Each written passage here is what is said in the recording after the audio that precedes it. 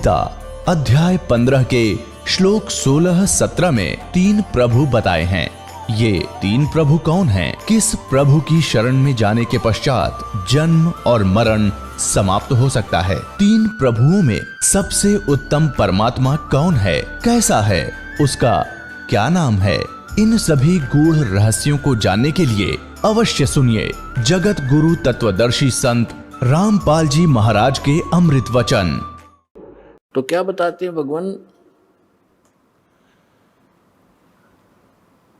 के नरक द्वार पे, नरक के गेट पे दूत सब वो करते खेचा ताण, और उन ते कभू ना छूटता, फिर फिरता चारू खान। 4 खानी में भरमता। 4 खानी कौन सी है? जैसे कुछ तो अंडे से उत्पन्न होते हैं, कुछ जेर में लिपटे हुए उत्पन्न होते हैं, जो उनको बोलते हैं अंडज, जेरज, श्वेतज और उद्भुत। ये 4 प्रकार से जीवों की उत्पत्ति होती है। इनको 4 ग्रुपों में बांटा गया है। इसमें 84 लाख प्रकार के प्राणी होते हैं, जैसे मच्छर, मक्खी की, पशु पक्षी सारे लगा कर। तो परमात्मा कहते हैं कि उसके बाद फिर 84 लाख प्रकार के प्राणियों के शरीरों में दुख उठाते। 4 खानी में भरमता और कभू न लगता पार, सो फेरा सब मिट गया मेरे सतगुरु के उपकारे।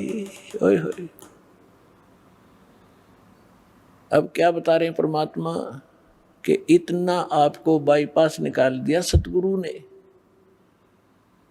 और फिर क्या बताते हैं? 7 समुद्र की मसीह करूं, लेखनी करूं बन राय, धरती का कागज करूं, गुरु गुण लिख्यो न जाए। अब लिख कर दिखाओ गुरु के गुण, ऐसे सतगुरु के गुण जो इतने दुखों से आपको बचाएगा। एक कुत्ते की जीवनी लिखने लग जाओ, उसके पास गधे की लिखो, फिर सूअर का देखो क्या खाता है, कहाँ रहता है, और आप और हम कहाँ रह रहे हैं। ये सुविधा आपको क्यों प्राप्त है? जैसे विद्यार्थी को माता पिता, चाहे मजदूर हो, चाहे किसान हो, या कोई बिजनेसमैन है, अपने बच्चों को पूरी सुविधा देता है, समय देता है कि बेटा जाओ तुम स्कूल में शिक्षा ग्रहण करो, अच्छी ड्रेस पहनाता है, आपसे फटे पुराने पहनता है, उसको अच्छी ड्रेस देता है। और जो बच्चा उस विद्या काल में शिक्षा समय के अंदर बकवाद करता है, शिक्षा ग्रहण नहीं करता है, आगे जाकर उसको कितना कष्ट होता है।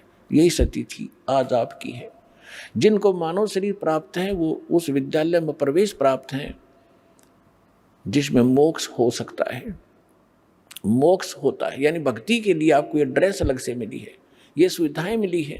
और जो इन सुविधाओं का दुरुपयोग करता है, कोठी बंगले बनाने में अपना जीवन नाश कर रहा है, और यहाँ के ड्रामाबाजी करके ब्याह शादियों में अपनी शानो शौकत दिखाता है, वो महामूर्ख व्यक्ति है। इस भक्ति के मार्ग में समाज से कुछ भी करो, लेकिन भगत के लिए ये बिल्कुल अलाउड नहीं है। अध्यापक विद्यार्थी के लिए, विद्यार्थी सिनेमा देखे, शराब पीवे और ताश खेल सारा दिन, बकवाद करे, अपना उद्देश्य नहीं कर रहा है, तो विद्यार्थी बेशक है लेकिन वो उद्देश्य से भटका हुआ। तो ऐसे ही वो दशा उस व्यक्ति की है जो मनुष्य शरीर प्राप्त करके सत साधना नहीं करते। तो यहाँ क्या बताते हैं परमात्मा? 7 समुद्र की मसी करूं, लेखनी करूं बन राय, धरती का कागज करूं, गुरु गुण लिख्यो न जाए। और फिर क्या बताते हैं? गरीबदास जी परमात्मा से परिचित होने के उपरांत कहते हैं, सतगुरु के सजदा करूं, कर्म छुटाए कोटि, जो ऐसे सतगुरु की निंदा करे, जम तोड़ेंगे ओठ। के सतगुरु के सजदा करूं, ये पाप छुटाए कोट, करोड़ों पापों से बचा दिया हमारे को। अब सारा दिन आपका कैसा शेड्यूल बना दिया भगवान ने। पुण्यात्माओं देखो, विद्यार्थी का जो सिलेबस है उसने कंप्लीट करना पड़ेगा। तभी वो सफलता पाओगा। आपको जो सुबह दोपहर शाम की जो नित्यनेम दिए हैं वो करने, फिर मंत्र बताया है, प्रथम मंत्र फिर द्वितीय मंत्र, आपका कितना बिजी शेड्यूल हो गया। और फिर अपना काम भी करो जो निर्वाह के लिए। और पहले हम निर्वाह के काम में सारा ही डिवोट कर रहे थे, सारा जीवन लाए बैठे थे, और फिर भी हानि जो की तो जो लाभ होना वो हो ही रहा, संस्कार का हानि हुई वो भी होगी। और जब हानि होती थी, सारा दिन धंधा करते करते भी नुकसान हो रहे थे, फिर कहाँ जाते थे कि फलाने के पास चलो जंतर मंतर करवाओ। जब वो जंतर मंतर क्या भगवान की कोई साधना बताओगा। यानी हम अपने स्तर से सारी क्रिया कर्म करते करते धंधा करते करते भी फेल हुआ थे धंधे और बिजनेस में, और फिर भगवान की तरफ भागती थी। और अब साथ भगवान पहले से आपके साथ हो गया, तो आपके वो संसारी कार्य भी बहुत जल्दी शीघ्र सिद्ध होंगे और आपकी सब सुरक्षा भी होगी इस भक्ति से। तो यहाँ क्या बताते हैं कि सतगुरु के सिजदा करूं कर्म छुटाए कोट। अब ना जाने समय को आप कहाँ बर्बाद करते, कहाँ ताश खेलते या राजनीति की बतलाते, अटपट करके कोई लेना एक ने देने दो, या किसी की चुगली करते हो, फलाना ऐसा है, दकड़ा ऐसा है, उसने ऐसा कर लिया, फलाना कर लिया। इतना समय नहीं आपके पास। कोई व्यक्ति आपके पास रिलेटिव आता है अनुपदेशी, उपदेशी आओगा तो भगवान की चर्चा चलेगी, 2 मिनट जो कार्य है काम की बात बतला के फिर परमात्मा की चर्चा करोगे। सत्संग में कब गया था मैं नहीं जान पाया, आपके क्या ज्ञान बताया गुरु जी ने, कुछ मुझे भी बता दो। यानी इस तरह की जिज्ञासा आपके मन में बनी रहेगी, तो वो सारे पाप छूट गए। और फिर हमारे को एक ऐसा सौंप दे दिया, साबुन दे दिया भगवान ने, कि जैसे हम प्रतिदिन कपड़ा पहनते हैं और वो प्रतिदिन पहनने से स्वाभाविक जिस क्षेत्र में हम रह रहे हैं वो मैला भी होता है, तो सुबह उसको धो ले साबुन और जल से तो फिर साफ हो जाता है। तो जानबूझ कर को गारा में घसीट है, वो तो मूर्ख था, पहले हम जानबूझ कर गारा में घसीट रहे थे इसने, तो अब तो हम जानबूझ कर अपने पाप इकट्ठे करा को नहीं। अनजाने में कोई होंगे तो उनके लिए ये हमें मंत्र सारी सिद्ध क्रिया बता दी, ये डेली हमारा अंतःकरण साफ होता रहेगा, हम स्वच्छ बने रहेंगे। तो यहाँ कहते हैं ऐसे सतगुरु की कोई निंदा करे तो गरीबदास जी कहते हैं जम तोड़ेंगे होठ। यानी ऐसा बुरी तरह पीटेंगे, चाहे कितना लागो, मुंह पर लागो, सिर में लगो, ऐसे लठ मारेंगे तुम्हारे ऐसे संत की जो निंदा करते हैं। फिर क्या बताते हैं, सगुरु मानुष कर जानते ते नर कई है अंध, ओवे दुखी संसार में फिर आगे काल के फंदे। अब क्या बताते हैं कि गुरु को यदि आप मनुष्य एज ए मैन ट्रीट करोगे तो अधूरे रह जाओगे। जैसे पुण्यात्माओं, एक गणित के अंदर एक प्रश्न आता है, क्वेश्चन आता है, और जिसमें मूलधन ज्ञात करना होता है, तो ओरिजिनल मूलधन तो अरबों और करोड़ों में होता है।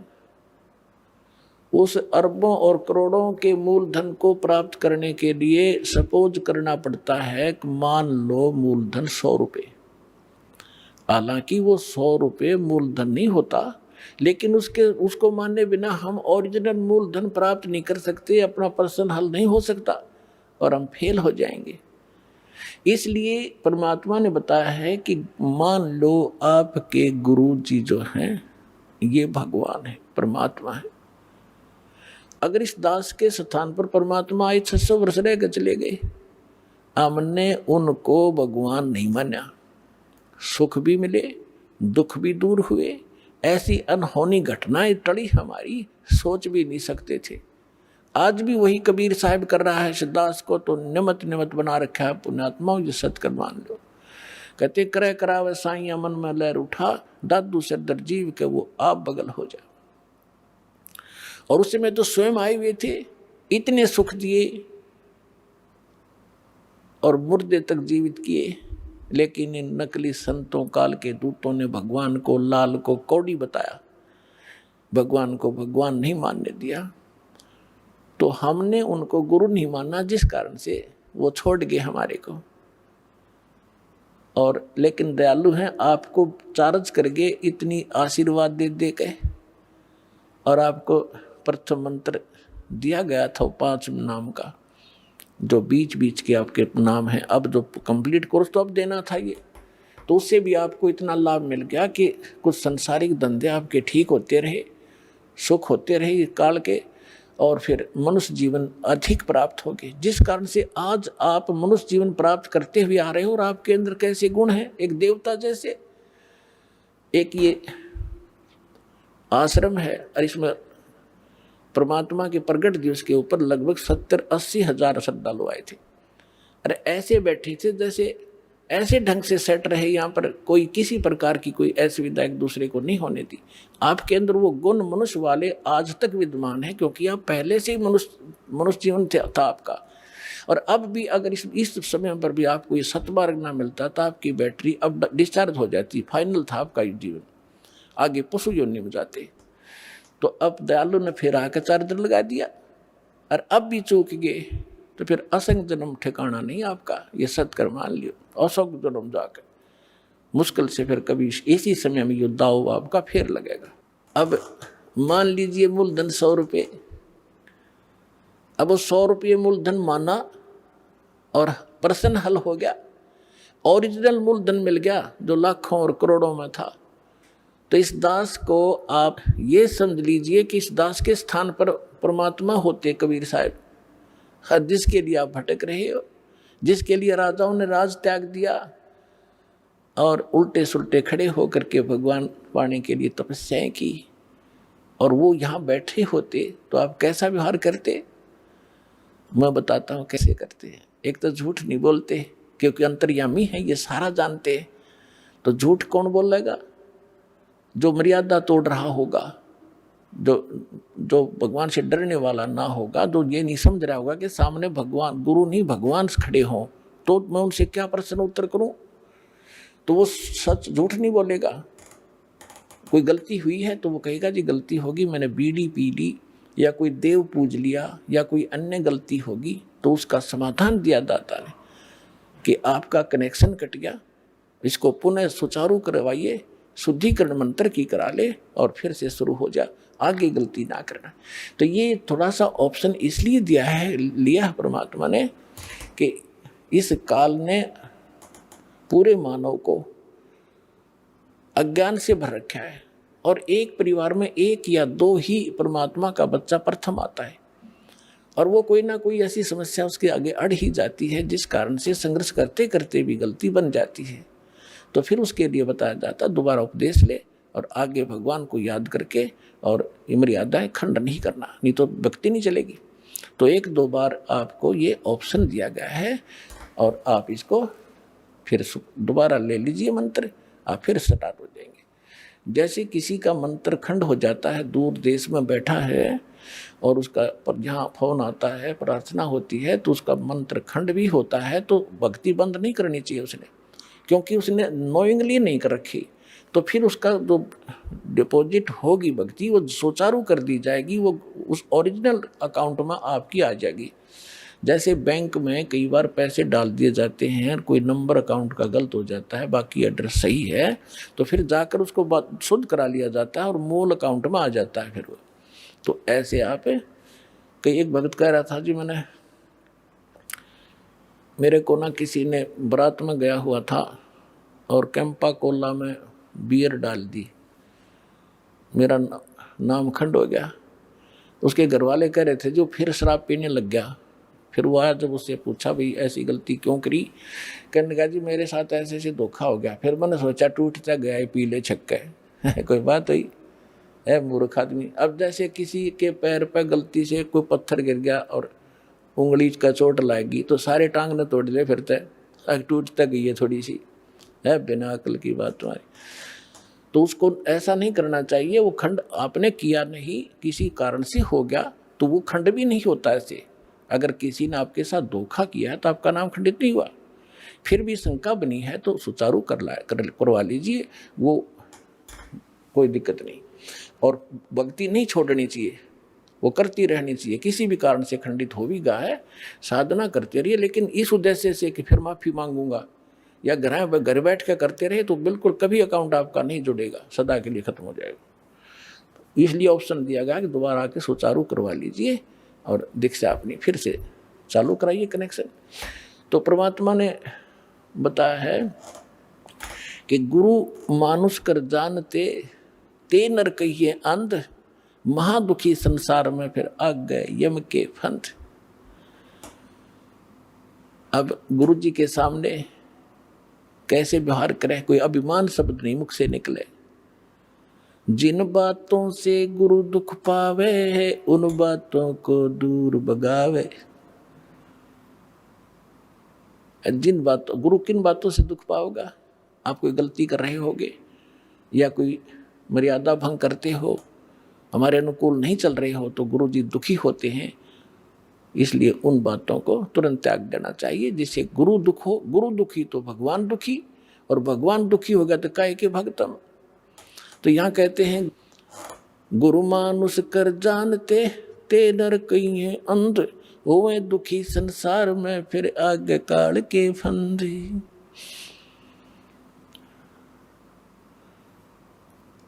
गुरु को पुरुष कर जाने और पूरे गुरु की सेवा ठाने। तो जो प्रसंग चल रहा है कि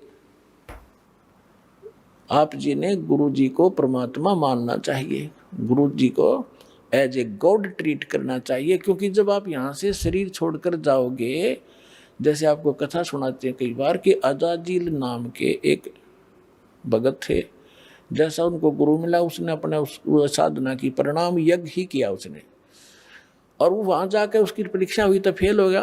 तो खाक परीक्षा की, खाक उसने साधना की, सामने लड़का खड़ा कर दिया और उसके वचन का है, और भगवान कह रहे हैं परिणाम कर, फिर अपनी औकात नहीं भूला वो। तो तुरंत अगर उसमें सच्चे ढंग से की होती तो वहाँ अकड़ मिलती ही नहीं, उसमें वो अभिमान ही नहीं मिलता, तुरंत कर देता।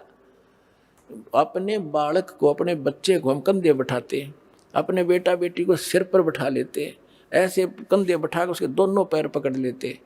तो वहाँ क्या दिक्कत थी उस मूर्ख को? बिना ज्ञान के ऐसे मार खाता इंसान। तो पुण्यात्मा, जब आप यहाँ से शरीर छोड़कर चलोगे, ठीक आपकी साधना जो कर रखी है वो जैसे मूल कमल से चलोगे, और मूल कमल से चल के फिर आपका जो सब, क्योंकि मूल कमल फिर स्वाद चक्र, नाभि चक्र, हृदय कमल, कंठ कमल, फिर त्रिकुटी पर पहुंचोगे। तो यहाँ तक तो आपका अकाउंट क्लियर मिलेगा, लेकिन त्रिकुटी पर जाके वहां आपकी परीक्षा होगी। दास के रूप में परमात्मा मिलेंगे, और जैसा आपका यहाँ व्यवहार है, विचार है, जैसी श्रद्धा है, जैसा दोष या निर्दोष आप अपने गुरु को मानते हो, तो वहाँ भी आपके ज्यों के तो मिलेंगे। तो वहाँ आपके कहने की जरूरत ना पड़े, वहाँ तो आपके मस्तिष्क पर लिखा हुआ एक, जैसे ये टीवी पर चलता है ना, मोबाइल पर, तो वहाँ प्ले हो जाएगा अपने आप। और वह कहते वहाँ का फिर वापस हुआ, फिर कभी नहीं वापस जा पाएगा। तो पुण्यात्मा, जो काम करो तो ढंग से करो, जिस मार्ग पर लगते हो सफलता तभी मिलेगी। तो गुरु जी को यहाँ आपने एज ए गॉड ट्रीट करना है। अब आपको कुछ भक्तों के अनुभव सुनाते हैं, उसके बाद सत्संग सुनाएंगे शेष। सत सहे। अभी आपने भक्तों के अनुभव सुने। पुण्यात्माओं, जब तक हम परम संत और परमेश्वर की शरण में नहीं आते हैं, तब तक हम केवल अपना प्रारब्ध ही भोग रहे होते हैं, किस्मत में लिखा ही पा रहे होते हैं। और जब परमेश्वर से कनेक्शन हो जाता है तो हमारे को एक पावर प्राप्त हो जाती है। जैसे हम पहले हाथ से चक्की पीसती थी हमारी माताएं, तो 1 घंटे में वो मुश्किल से 2 किलो आटा पीस पाती थी। और आजकल इलेक्ट्रिक चक्की होगी 1 घंटे में 1 क्विंटल और बगैर किसी परिश्रम के वो पीस के रख देती है। तो पुण्यात्माओं, अभी तक हमें कनेक्शन पावर का मिला नहीं था, और जिन पावर को हमसे कनेक्शन हम ले रहे थे वो डिम लाइट थी, वो कोई काम नहीं कर पावा थी।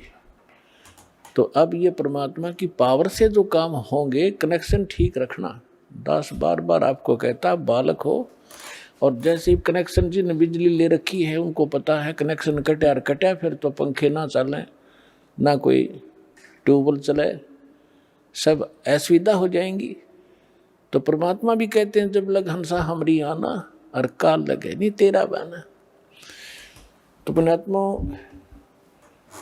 परमात्मा का वचन है कि इस समय में पूरा विश्व परमात्मा को पहचानेगा, इसलिए आपको शिक्षा दी है, ऐसे उपकरण बनवाए हैं। एक एक भक्त अपना रो रो कर कथा सुना रहा है कि हम कितने दुखी थे। ये दुख तो आपके एक फ्री में निवारण होंगे जो आपको भारी पड़ रहे थे, और जो मूल कष्ट आपका जन्म और मृत्यु का असंग जन्म हो गया यहाँ भटकता है, वो दुख दूर होगा इस दास के परमात्मा के इस ज्ञान से और इस समाधान से।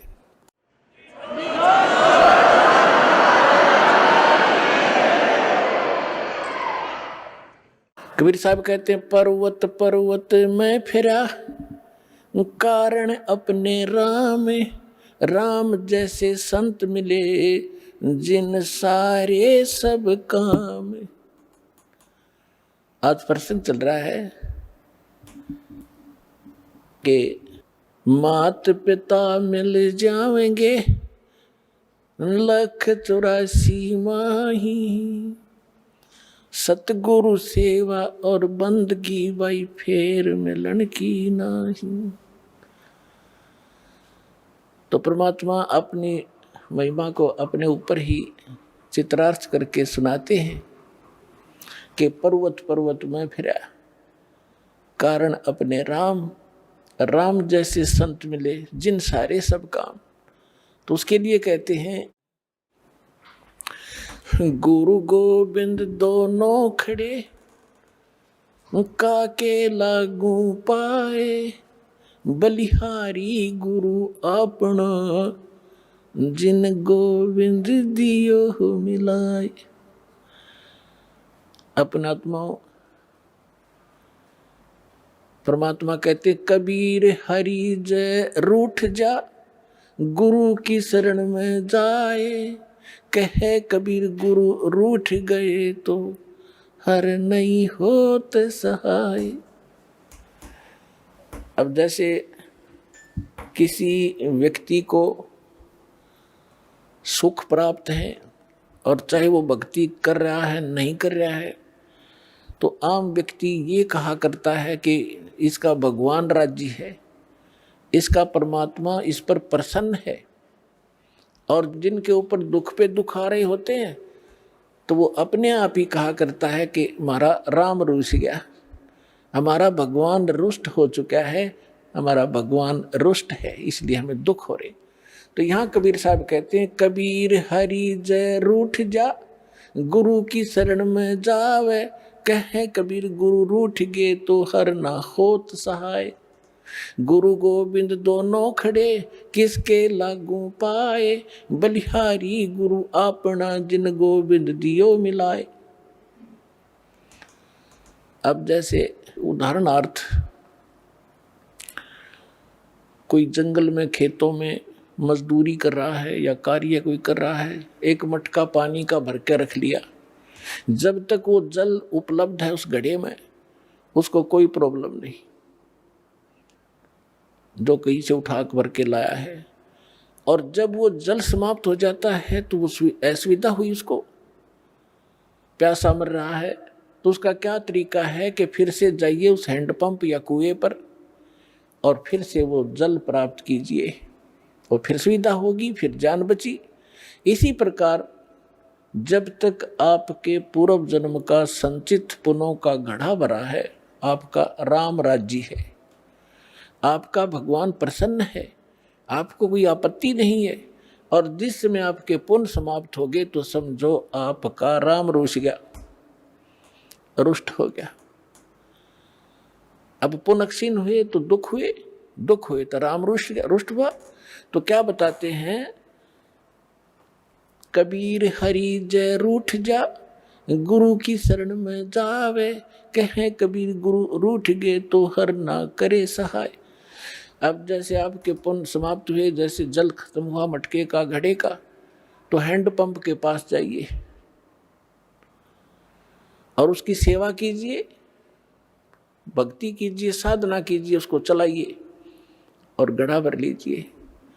अब परमात्मा ये उदाहरण देना चाहते हैं कि एक हैंडपंप तो गुरु और वांछित वस्तु जल गॉड, एक घड़े में जल रखा हो और हैंडपंप हो।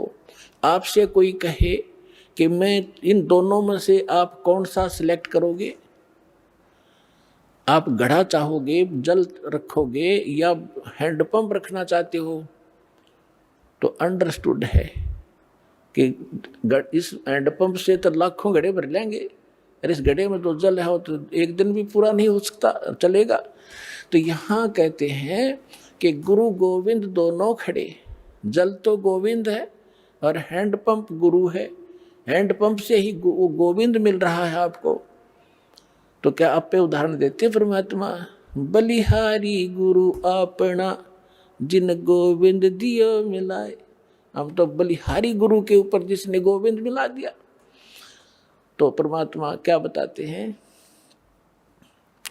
फिर मर्यादा बताते हैं ऐसे सतगुरु की, भाई गुरु से अधिक ना कोई ठहराई, मोक्ष पंथ नहीं गुरु बिन पाई। आप नित्य नियम डेली पढ़ते हो, ये आप डेली पढ़ते हो, इससे ज्ञान यज्ञ का लाभ होता है, लेकिन इसको गहराई से विचार नहीं करते हो।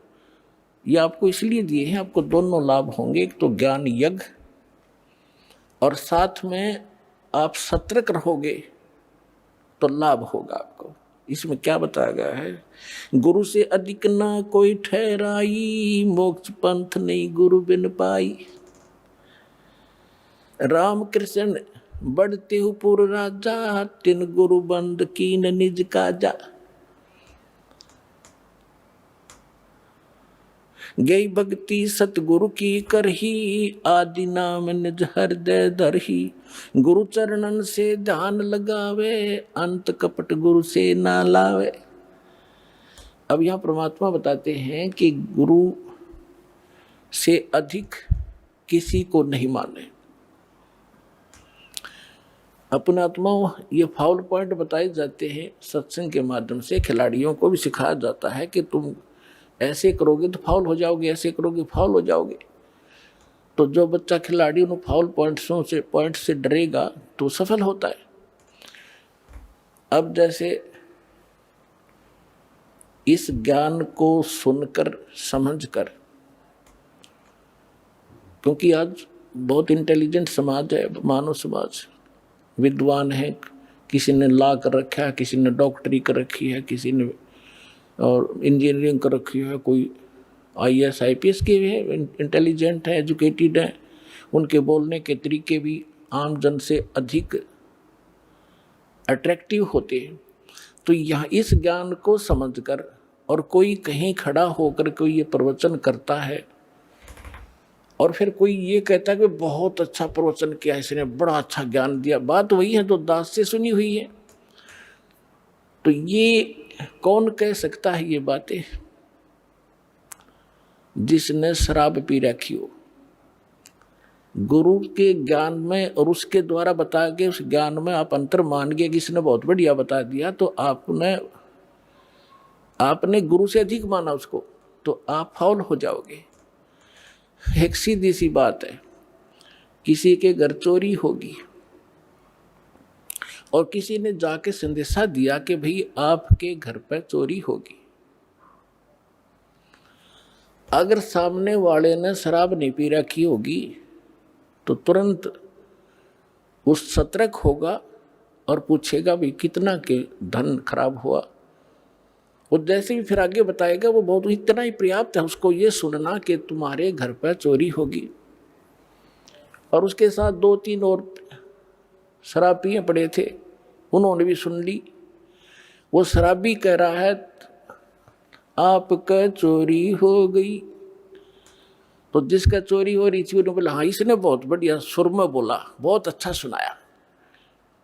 अरे भले आदमी, ये सुर में सुनाने से और एक सिंपल वे से कहने से वो अच्छा कह रहा है, तो दोनों शराबी है वो। तो कहने का भाव ये है कि जब इंसान होश में होगा इतना ही पर्याप्त है।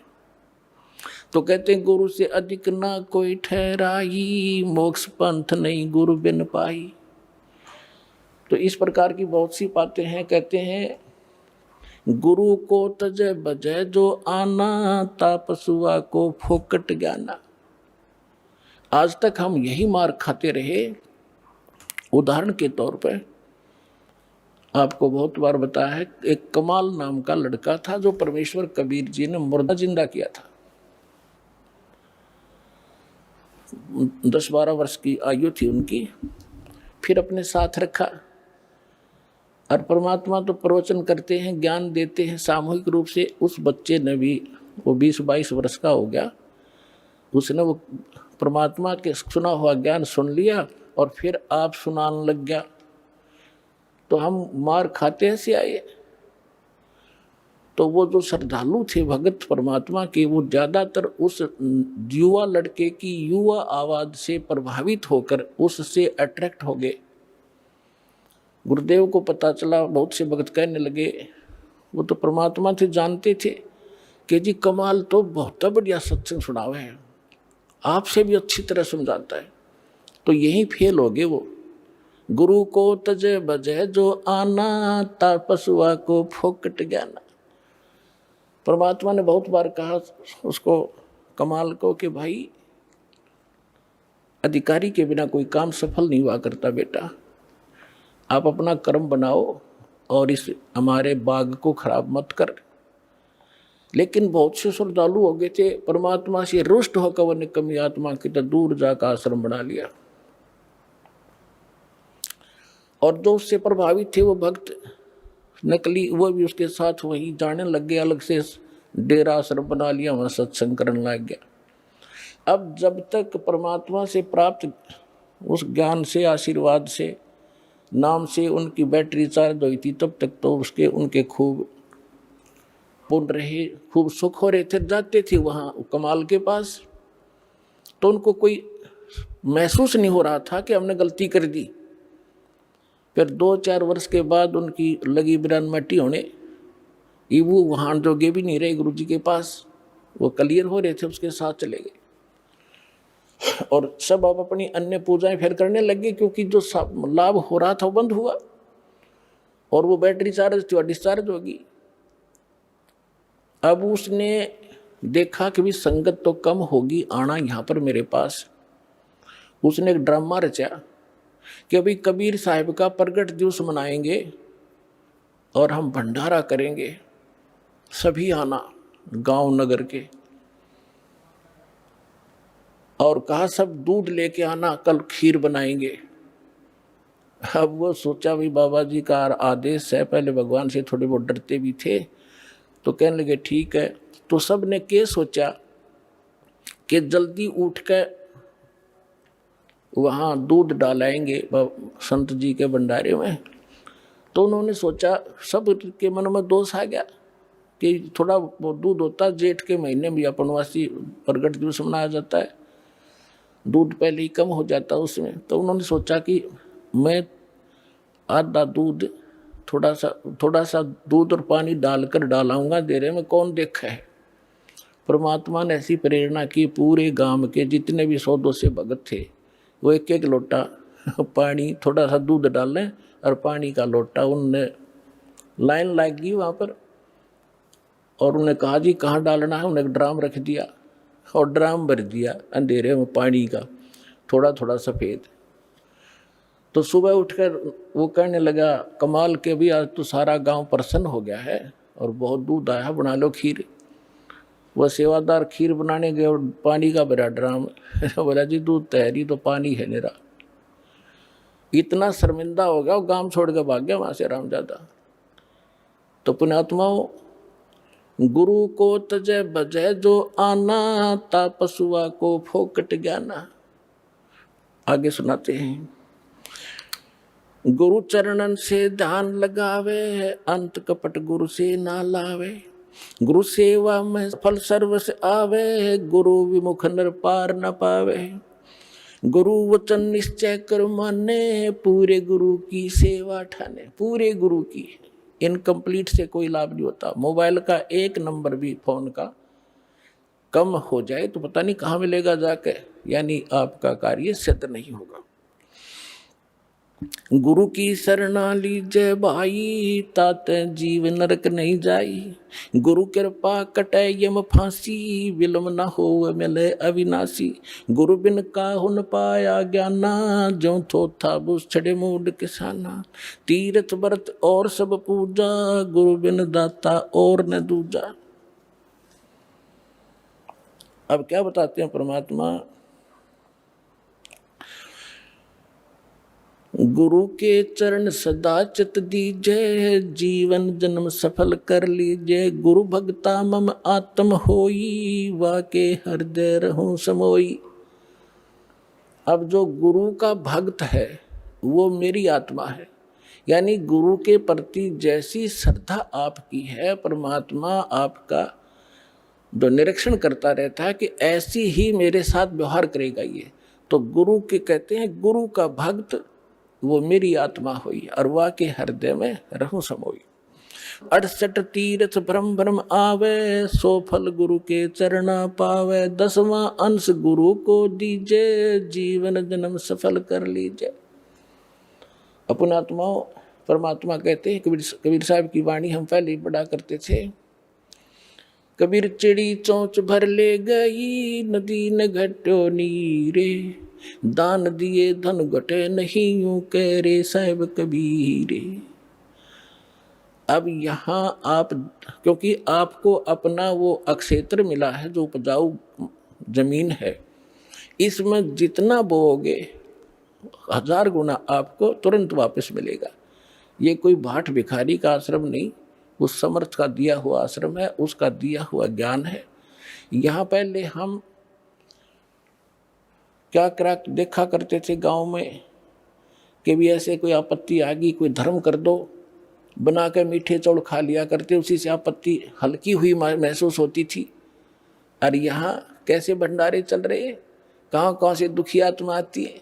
यहाँ आते 90% शांति उनको ये हो जाती है, किसी चीज़ की असुविधा नहीं, तो 90% टेंशन यहाँ आते खत्म हो जाती है। ऐसे स्थान पर किया हुआ दान, कहते धर्म तो 10 का नहीं, 10 का माने नाश नहीं होता ऐसे किए हुए पुण्य का, और 10 के तीनों लोग खैर आए तो मैं खैर है कीजिए आत्म भोग। तो यहाँ कबीर साहब कहते हैं, 10वां अंश गुरु को दीजिए, जीवन जन्म सफल कर लीजिए। गुरु बिन होम यज्ञ नहीं कीजिए, गुरु की आज्ञा माहे रहीजे। गुरु बिन माला फेरते, गुरु बिन देते दान। गुरु बिन दोनों निष्फल हैं, चाहे पूछो वेद पुराण।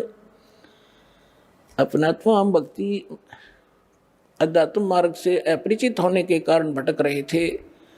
हम पुण्यदान भी करते थे पर प्रतिफल नहीं मिल रहा था। अब गुरु के बिना किया हुआ दान कभी सफल नहीं होगा, ये भगवान का आदेश है। आपको अब गुरु मिले हैं, विश्व में गुरु नहीं, ठीक है, वैसे तो जैसा कर्म करोगे यहाँ का विधान फल मिलेगा। जैसे किसी ने भंडारे कर दिए, कोई कबूतर को, पक्षियों को दाने डाल दिए, कहीं कंबल बांट दिए, कोई गौशाला धर्मशाला बनवा दी। अब दोनों बात कहते हैं परमात्मा के गुरु के बिना किया हुआ दान आपको कोई लाभ नहीं देगा। फिर ये भी कहते हैं, पावेगा अपना किया रे, भोगेगा अपना किया रे। जैसा करेगा वैसा मिले भीगा। अब जैसे कोई सेठ साहूकार बना हुआ है, उन्होंने भंडारे कर दिए, कंबल बांट दिए, बहुत से अनाथों को भोजन खिला दिए, तो फिर क्या होगा? गुरु मिला नहीं, मिले तो नकली मिले, तो अगले जन्म में वो ऐसा किया हुआ उसको मिलेगा, क्योंकि फिर वो क्या बनेगा? कुत्ते की योनि में जाएगा। और कुत्ता बनेगा अच्छे कोई ऑफिसर के, किसी सेठ के घर पे, वो किया हुआ मिलेगा उसको। अब उसका ड्राइवर तो होगा मनुष्य, और वो कुत्ता बैठेगा कार में पिछली सीट पे, माल्य गाड़ी पे, और मालिक मनुष्य चला रहा होगा और कुत्ता बैठा है पिछली सीट पर, झांकी में खिड़की में देख रहा है ना ठाठ से। और अलग से कमरा होगा, उसमें एसी लगा होगा, महीने में 2-3 बार वेटरनरी सर्जन उसको चेक करने के लिए आता। अब उस मूर्ख ने जो दान किया था वो दे तो दिया भगवान ने, पर मिला कुत्ते की योनि में, और आगे के बनेगा, फिर सूर बनेगा, फिर क्या सुविधा पाएगा। तो यह परमात्मा कहते हैं गुरु बिन माला फेरते, गुरु बिन देते दान, गुरु बिन दोनों निष्फल है, जय पूछो वेद पुराण। अब गुरु जी के माध्यम से किया हुआ दान, और गुरु मिल गया तो दान के फिर सारा कुछ ही होगा, वहाँ तो मोक्ष भी मिलेगा, मंत्र भी मिलेंगे, या तो पार हो जाएगा। पार नहीं हुआ तो मनुष्य जीवन मिलेगा उसको, और मनुष्य जीवन मिलेगा तो परमात्मा भटक ही रहा है, फिर ढूंढेगा आपका। लेकिन प्रार्थना आपसे की जाती है कि इस जन्म को आगे मत बढ़ाना, इसको फाइनल कर दो। कोट जन्म तन भर मत होगे, कुछ ना हाथ लग्या रे, कुकर सुकर खरबा बोरे, कौआ हंस बुगारे। कोटि जन्म तू राजा की, ना मिटी न मन की आशा, भिक्षुक होकर दर दर घूमा, ये मिला ना निर्गुण रासा। अब ये साधना ना मिलने से आप ऐसे भटक रहे हो। सुखदेव ने 84 भुगती, बना पजावे खरवो, तेरी क्या बुनियाद पराणी, तू पेंडा पंथ पकड़वो। सुखदेव जैसे ऋषि इन साधनाओं को करके और फिर 83 लाख योनियों में गधे की योनि को प्राप्त हुए। आपकी क्या बुनियाद है पुण्यात्माओं, आप इस मार्ग को ग्रहण करो जो अब आपको परमात्मा द्वारा दिया गया। गुरु बिन होम यज्ञ नहीं की जय, गुरु की आज्ञा माहे रही जय।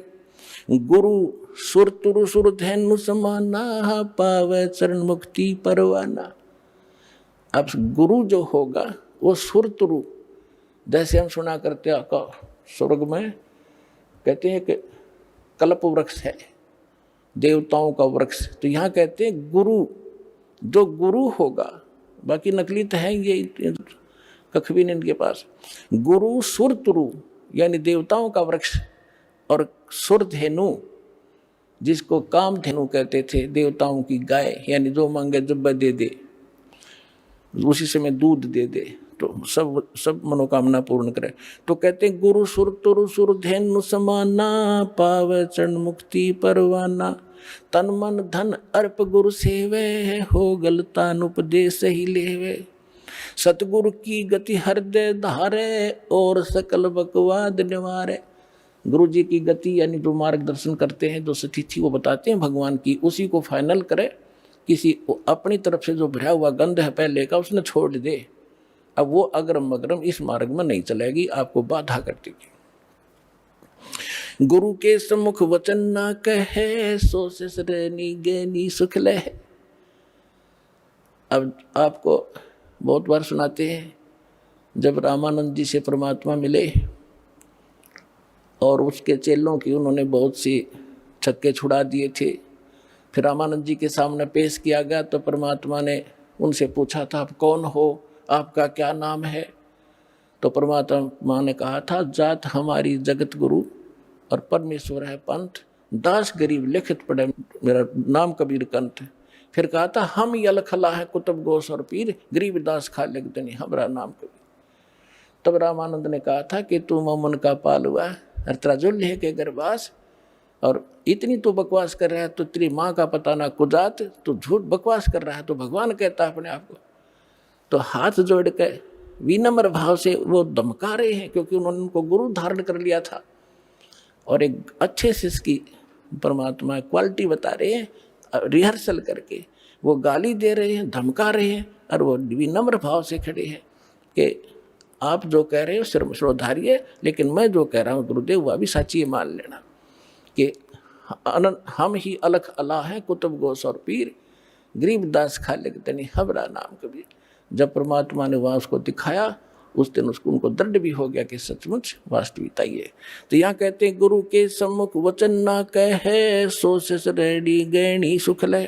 गुरु से शेष करे चतुराई, सेवाहीन नरक में जाई।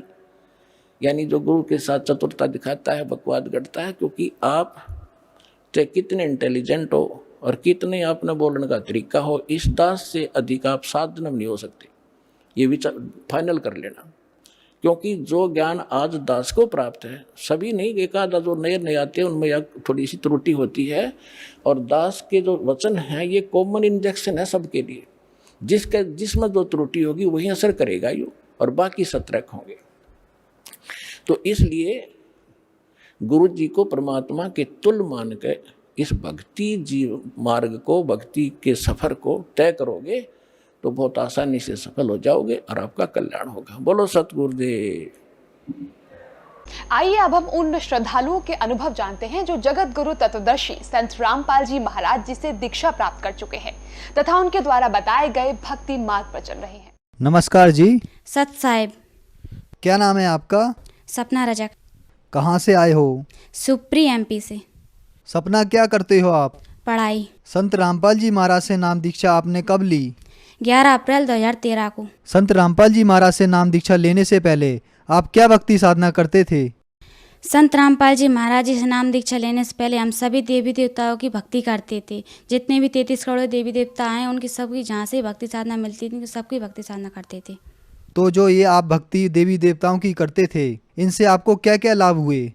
जो हमने देवी देवताओं की भक्ति साधना करते थे उनसे हमको कोई लाभ नहीं हुआ, बल्कि हमको हानि होती थी। जैसे कि पहले मेरे पापा ड्रिंक करते थे, वो ड्रिंक छोड़ने का नाम ही नहीं लेते थे। मेरी मम्मी उनसे बहुत परेशान हो गई थी। जैसे हमारा पहले मकान भी नहीं बना हुआ था तो मम्मी कहती थी कि गृहस्थी कैसे चलेगी, मैं तो पागल हो जाऊंगी, ऐसे मुझे नहीं रहना यहाँ पे। तो हम बहुत दुखी रहते थे। हम कहते भगवान, अगर आप भगवान हैं विश्व में तो हमारे लिए लाभ क्यों नहीं होते? भगवान हमारे लिए ऐसा कोई भगवान तो मिले, जो पृथ्वी भगवान है तो क्यों नहीं मिलता हमारे लिए? हमको हानि क्यों होती है? नाम दीक्षा लेने से पहले मेरी दीदी पहले बहुत बीमार रहती थी। हम बोलते थे कि भगवान हम आपकी इतनी भक्ति करते, मेरी दीदी भी इतनी बीमार रहती थी कि उनको कहीं शिवपुरी ले जाना है कहीं कहीं पर, तो उनको बहुत ही ज़्यादा बीमार रहती। जब वो पढ़ती थी तो उनको आसपास के बच्चों से थोड़ी उनको टीबी की बीमारी हो गई थी। तो फिर मम्मी बोलती थी कि पढ़ने से बड़ी बच्ची को बीमारी भी हो गई है, तो हम सब परेशान हो गए थे। तो दीदी में बहुत पैसा लगा दिया था, तो हम बहुत परेशान हो गए। तो हम कहते भगवान है तो हमारी दीदी क्यों ठीक नहीं होती? तो ऐसे हमारे लिए हम बिल्कुल भी हमारे लिए लाभ नहीं हुआ। जब आपने देवी देवताओं की भक्ति की, उनसे आपको कोई लाभ नहीं हुआ, आपकी बहन को टीबी की बीमारी हो गई, आपके पिताजी शराब पीते थे, तो फिर आपको संत रामपाल जी महाराज के बारे में जानकारी कहाँ से मिली? सर, हमारे पास एक जगदीश भगत जी रहते हैं। उन्होंने जब हमारे पापा जी ड्रिंक कर आए घर पर तो मम्मी से झगड़ा करने लगे। तो मेरी मम्मी कहने लगी अब मैं यहाँ पे नहीं रहूँगी, मैं तो अब कहीं मंदिर में जाके बैठ जाऊँगी, मगर मैं यहाँ पे नहीं रहूँगी क्योंकि ये तो मुझे मार डालेंगे, मुझे यहाँ पे रहना ही नहीं है। तो फिर वो भगत जी आए हमारे घर पे सुबह। तो भगत जी ने बोला कि आप एक काम कीजिए कि आप हरियाणा चलिए, संत रामपाल जी महाराज आए हुए हैं यहाँ पे। तो मम्मी बोलने लगी कि हाँ मैं खुद चलूँगी। तो पापा जी बोलने लगे कि आप इन बच्चों को भी ले जाओ, मैं नहीं रखूँगा। तो मम्मी बोलने लगी कि मैं नहीं ले जाऊँगी, क्या मेरे अकेले बच्चे हैं? तो पापा बोलने लगे कि आप तो चारों को ले जाओ। तो मम्मी बोलने लगी कि ठीक है मैं ले जाती हूँ। तो मम्मी और हम चारों बहन भाई तो संत रामपाल जी महाराज जी के आश्रम में गए। मम्मी वहाँ पे गई तो हमने जाकर हमने देखा आश्रम में सब कुछ, नहाए धोए फ्रेश हुए सब कुछ। फिर सत्संग हुआ शाम का। तो जब मम्मी सत्संग सुनने लगी तो मम्मी बहुत तेज़ रोने लगी, मालिक मेरे भगत जी को भी ले लेना। तो मेरे पापा जी ने भी जब घर पे भी सत्संग सुना था, मेरे पापा जी जब हम घर पे नहीं थे तो पापा जी ने 4-5 दिन लगातार सत्संग सुना, तो पापा जी को भी समझ आया। हम तो लौट आए नाम दीक्षा लेकर, तो पापा जी हम पर बहुत हंसते थे कि ये क्या करते हैं। हम दंडवत करते तो आरती वगैरह करते तो भी हंसते थे। तो मम्मी कहती थी हंसने दो बेटा, कभी ऐसा दिन आएगा पापा भी नाम दीक्षा ले लेंगे। फिर एक महीने बाद फिर पापा बोले कि मैं भी चलूँगा आपके साथ। यहाँ से सारे रास्ते पापा स्मोकिंग करते और ड्रिंक करके भी गए थे यहाँ से। तो जब हम बरवाला पहुँचे तो पापा जी को ऐसी अंदर से प्रेरणा हुई। पापा जी कहा ये तो बकवास चीज़ है, अब इसको नहीं करूँगा मैं आज के बाद। पापा जी ने आश्रम के अंदर प्रवेश होते ही वो सब कुछ बाहर फेंक दिया और जाकर संत रामपाल जी महाराज जी से नाम दीक्षा ले ली। हम संत रामपाल जी महाराज के लाखों अनुयायियों से जब मिलते हैं तो उनसे हमें यह जानने को मिलता है कि उनको बहुत सारे चमत्कार तथा लाभ प्राप्त हुए। क्या आपके साथ भी कुछ ऐसा हुआ? हाँ जी सर, पहले मेरे पापा बहुत ड्रिंक करते थे, फिर मेरी मम्मी को भी मारते थे वगैरह, सब कुछ करते, स्मोकिंग वगैरह। तो जब से उन्होंने नाम दीक्षा ली है तो उनकी स्मोकिंग और ड्रिंक वगैरह सब छूट गई है। वो मम्मी को झगड़ा भी नहीं करते मम्मी के साथ। और फिर मेरी मम्मी, वो दीदी, मेरी बड़ी सिस्टर है ना, उनके लिए टीबी की बीमारी हो गई थी। वो बच्चों के साथ पहले पढ़ती थी तो एक दूसरे की लग गई थी, तो होने लगी थी वो, पर मम्मी घबराने लगी कि ये कैसे होगा। दीदी ने नाम दीक्षा ले ली ना, उनकी वो बीमारी भी ठीक हो गई। फिर एक बार मैं ऐसे कि जीने से कपड़े डाल रही थी तो मुझे ध्यान नहीं रहा कि यहाँ पे सरिये भी निकल रहे हैं, तो एकदम मेरा पैर नीचे पड़ गया, उस छत पे ना रखते हुए नीचे पड़ा, तो मैं नीचे जाकर गिरी और सीधी खड़ी हो गई। और छत से जैसे सरिये निकल रहे थे तो मेरा सिर जैसे सरियों में टकरा था। मगर उस दिन मैं संत रामपाल जी महाराज जी से नाम दीक्षा ली हुई थी। अगर उस दिन मैंने संत रामपाल जी महाराज जी से नाम दीक्षा नहीं ली होती तो उस दिन भी मेरे साथ कुछ ना कुछ होता। और पहले हमारा अशोकनगर का प्लॉट नहीं बिच रहा था। जब पापा जी कहने लगे ये प्लॉट नहीं बेचेगा तो हमारा मकान कैसे बनेगा, तो फिर एक दिन पापा जी के पास ग्राहक आए लेने के लिए, तो उन्होंने कहा 2.5 लाख रुपए लगाया। तो पापा जी ने वो बेच दिया मकान वहाँ का, क्योंकि यहाँ बदरवास वाला मकान बनाना था हमारे लिए। तो फिर पापा जी ने वो प्लॉट बेच दिया, तो वहाँ पे बचे सिर्फ 1,70,000 रुपये। तो पापा जी बोलने लगे अब ये इतने से पैसों में मकान कैसे बनेगा। तो पापा जी ने कहा जो भी देखा जाएगा, परमात्मा सब दया करते हैं। तो पापा जी ने यहाँ का भी मकान गिरा दिया और बनाने लगे। तो ऐसे ऐसे भगत जी हमको पता भी नहीं चला कि 10 लाख रुपए लग गए उस मकान में, कि कहाँ से आए। हम सभी पूरा परिवार हम शौकते थे उस घटना को सोचकर कि हमें परमात्मा इतना बड़ा लाभ भी दे सकते हैं कभी। और सबसे और आध्यात्मिक लाभ हुआ, शारीरिक लाभ बहुत हमें लाभ हुए। और उसके बाद मेरी मम्मी को बवासीर की बीमारी भी हो गई थी, वो कहीं पर भी ठीक नहीं हो रही थी। तो संत रामपाल जी महाराज जी से नाम दीक्षा ली तो वो मेरी मम्मी की बवासीर की बीमारी ठीक हो गई। पहले ना मुझे भूत प्रेत की बाधा थी, जो पहले मुझे पता ही नहीं था यम की दूत क्या होती है। मगर अब संत रामपाल जी महाराज जी से मैं नाम दी चली, मुझे पता चली कि यम की दूत होती हैं। पहले वो कोई छाया सी आती थी और मेरा गला दबाती थी। मैं रात के करीब 11-12 बजे तक तो मैं सोती थी, मुझे पता लगता मेरे की दिखाई नहीं देता मुझे कौन मेरा गला दबा रहा है, सांस भी दब जाती थी। तो मैं कहती थी हे परमात्मा आप भगवान हैं तो मुझे बचाइए ना। मैं डर की वजह से अपने मम्मी पापा को भी नहीं बोलती थी। और संत रामपाल जी महाराज जी से नाम दीक्षा लेने के बाद मेरी भूत प्रेत की बाधा थी वो भी ठीक हो गई। आज हमारा पूरा परिवार संत रामपाल जी महाराज जी से नाम दीक्षा लिए हुआ है और सब भक्ति साधना करते हैं। आप कौन सी क्लास में पढ़ते हैं? क्लास 8। आपने बताया कि आप 8th क्लास में पढ़ते हैं और इस एज के बच्चे मूवी, म्यूजिक, कार्टून आदि में ज़्यादातर ध्यान देते हैं और आप संत रामपाल जी महाराज की भक्ति कर रहे हैं, तो क्या आपको इस उम्र में अजीब नहीं लगता? क्या आपके साथ के बच्चे आपको कुछ नहीं कहते? हाँ देखिए सर, पहले तो मैं अगर हम भक्ति नहीं करते तो पहले मुझे भूत प्रेत ही बांधा थी। अगर मैं भक्ति नहीं करती तो मेरी तो आज डेथ हो ही जाती। वो भी संत रामपाल जी महाराज की दया से मैं आज बची हूँ। तो हमको भक्ति ज़रूरी है, फिर मूवीज़ वगैरह देखना ज़रूरी है। और जो भक्ति तो कौन नहीं करता है, एज से मतलब नहीं है। एज तो बुढ़ापे में ही करते हैं और जवानी में सब भक्ति करते हैं। तो बुढ़ापे में अगर भक्ति नहीं कर पाई जो लोगों ने तो फिर वो क्या करेंगे। तो मेरा यही निवेदन है कि भक्ति ज़रूरी है। आपको संत रामपाल जी महाराज से नाम दीक्षा लेने के बाद बहुत सारे लाभ प्राप्त हुए, तो जो आज आपको सुन रहे हैं उनको आप क्या संदेश देना चाहते हैं? संदेश तो नहीं दे पाऊंगी, मैं उनसे निवेदन ही करूंगी कि पृथ्वी पर संत रामपाल जी महाराज आए हुए हैं, क्योंकि मनुष्य जन्म बहुत दुर्लभ है, ये बार बार नहीं मिलता। मनुष्य जन्म बहुत दुर्लभ है, मिले ना बारंबार, तरबर से पत्ता टूट गिरे बहुर न लगता डार। ये फिर बार बार जन्म नहीं मिलेगा, ना जाने फिर हम ये जन्म मिला है, फिर अगली बार हम कौन सी योनि में जाएंगे, कौन सी जन्म मिलेगा हमारे लिए, फिर भक्ति कहाँ से करेंगे। मनुष्य जन्म यही प्राइम टाइम है, इसमें गोल्डन चांस हमारे लिए, और इसमें भक्ति साधना कर लिया तो कर लिए, नहीं फिर बाद में नहीं कर पाएंगे। और सबसे बड़ी मेरी मांग मेरी हरियाणा सरकार और भारत सरकार से यही निवेदन है कि हमारे संत रामपाल जी महाराज जितने भी झूठे केस लगाए गए हैं वो निर्दोष हैं, उनको रिहा किया जाए। क्योंकि हमारे संत रामपाल जी महाराज अभी 2 केसों में बिल्कुल बाइज्जत रिहा किए गए हैं।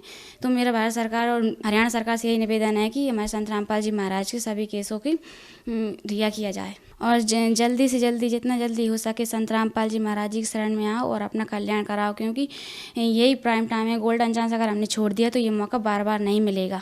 संत रामपाल जी महाराज की शरण में कैसे आ सकते हैं?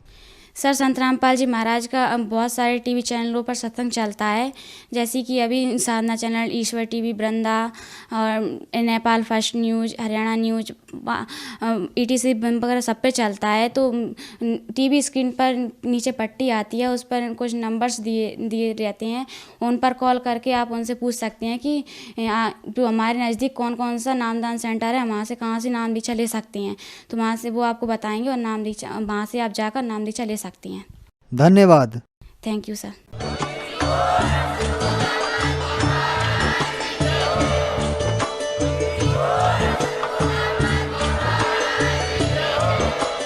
आप सुन रहे थे जगत गुरु तत्वदर्शी संत रामपाल जी महाराज जी के मंगल प्रवचन। अधिक जानकारी के लिए विजिट कीजिए हमारी वेबसाइट www.jagatgururampalji.org। संत रामपाल जी महाराज जी के शुभ आशीर्वाद से पूरे विश्व भर में 500 से भी ज्यादा नाम दीक्षा केंद्र हैं, जिन पर संत रामपाल जी महाराज जी द्वारा ऑनलाइन निशुल्क नाम दीक्षा दी जा रही है। अपने नजदीकी नाम दीक्षा केंद्र का पता करने के लिए संपर्क करें 8222880541।